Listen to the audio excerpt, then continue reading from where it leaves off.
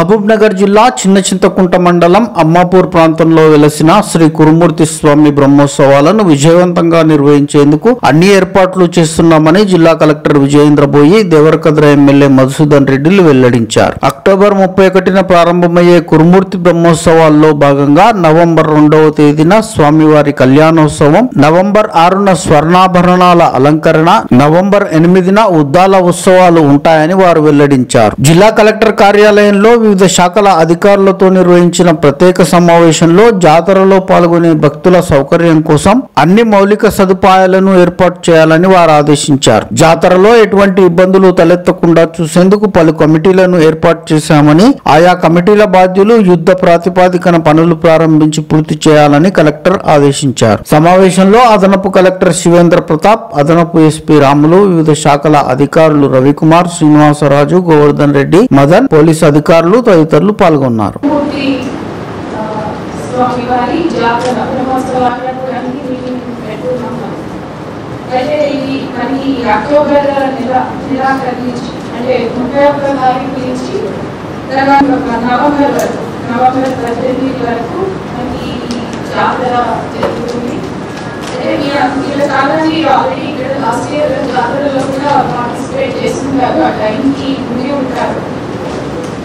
Last year మనం చేసినట్టే అంటే సంవత్సరం చేసినట్టే ఈ జాతరకి మనం అన్ని రకాల అరేంజ్మెంట్స్ చేయాల్సింది.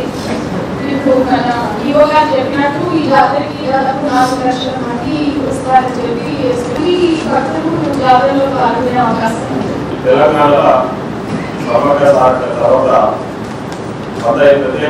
జరిగే జాతర శ్రీ కురుమూర్తి స్వామి టెంపుల్ జాతర చెప్పేసి ఇక్కడ చాలా మంది మహబూబ్నగర్ జిల్లా సంబంధించిన వాళ్ళు, గతంలో వివిధ డిపార్ట్మెంట్లో పనిచేసే వాళ్ళు కూడా కురుమూర్తి జాతరకు సంబంధించిన విషయాలను కూడా తెలుసుకుంటే